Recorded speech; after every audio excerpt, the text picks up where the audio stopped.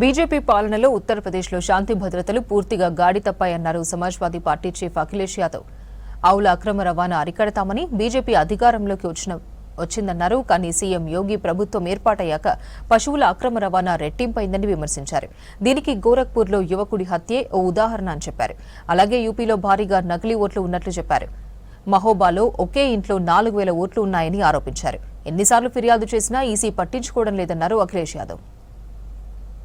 जो बड़े बड़े स्थान बनाए हैं वहां पर अगर कब्जा करके आपने कुछ बनाया है तो जिस बुलडोजर से पार्टी कार्यालय गिरेगा वही बुलडोजर ढूंढ करके उनका भी स्मारक लेकर के चले जाएगा. क्लियर, कोई उसमें कंफ्यूजन नहीं है.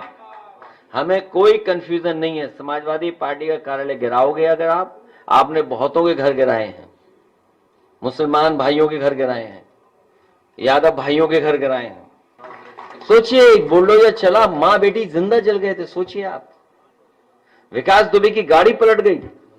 और मैं आपसे कह रहा हूं, ये जो बुलडोजर लिए समाजवादी पार्टी कार्यालय पे जा रहे हैं, उनकी हैसियत नहीं है कि अखिलेश दुबे की किसी भी बिल्डिंग पर बुलडोजर चला ले. ये कमजोर को डरा सकते हैं, कमजोर को. लेकिन कमजोर को जिस दिन मौका मिलेगा उस दिन इन भारतीय जनता पार्टी लोगों का इलाज भी होगा. और इलाज एक दूसरे का कर भी रहे हैं, आपको पता है. एक दूसरे का इलाज भी कर रहे हैं, ऐसा नहीं है. गोकशी कराने वाले लोग भारतीय जनता पार्टी के अंदर हैं और सरकार प्रशासन मिलकर करा रहा है. जो घटना गोरखपुर की हुई है, सच्चाई यही निकलेगी कि उनके प्रशासन के लोग ही मिले हुए हैं उसमें. इतना छोटा स्कैम बता रहे हो? 21 करोड़ बीजेपी ने कोई स्कैम ही नहीं है. बहुत छोटा स्कैम बता रहे हो.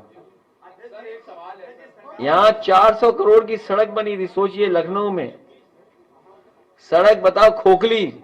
बीजेपी वाले चमकते हुए दिखाई दे रहे हैं, लेकिन इनके जैसे खुद खोखले वैसी सड़क खोखली निकली. ये सवाल ये था कि इनकाउंटर करने की आपको जरूरत क्या थी? आपकी पुलिस क्या कर रही थी? और वो भी मुख्यमंत्री जी के अपने गृह जनपद में पुलिस क्या कर रही थी? सोचिए, इतने बड़े पैमाने पर तस्करी चल रही हो, आखिरकार कर क्या रही थी पुलिस वहां पर? एसआईआर जो होने जा रहा है और शुरू हो गया है काम, उस पर एक तरह से नई वोटर लिस्ट बन रही है. और जब हम 3 जिले के लोग यहां बैठे थे, तभी महोबा से हम लोगों को जानकारी मिली कि एक ही घर में सोचो कितने हजार वोट, 4,000 से ज्यादा वोट बने हुए एक ही घर से, एक ही मकान से. नोएडा के हमारे कार्यकर्ता नेताओं ने भी कई जगह जानकारी हासिल की. कई 100 वोट एक एक एड्रेस पे हैं. अगर आज ये सवाल हम और आप लोग उठा रहे हैं तो सरकार और आयोग बचने के लिए ये कहेगा कि एसआईआर भी तो हम इसीलिए रिवीजन इसीलिए तो कर रहे हैं. रिवीजन होने के बाद आपकी वोटर लिस्ट को ठीक कर रहे हैं. इसका मतलब पहले से जो वोट बने हुए हैं, जो शिकायतें समाजवादी पार्टी और पॉलिटिकल पार्टीज ने किया, उन पर कोई भी कार्रवाई चुनाव आयोग ने नहीं की. और उसका परिणाम यह हुआ कि धीरे धीरे प्रशासन का सहारा लेकर के भारतीय जनता पार्टी ने चुनाव आयोग को जुगाड़ आयोग बना दिया अपना.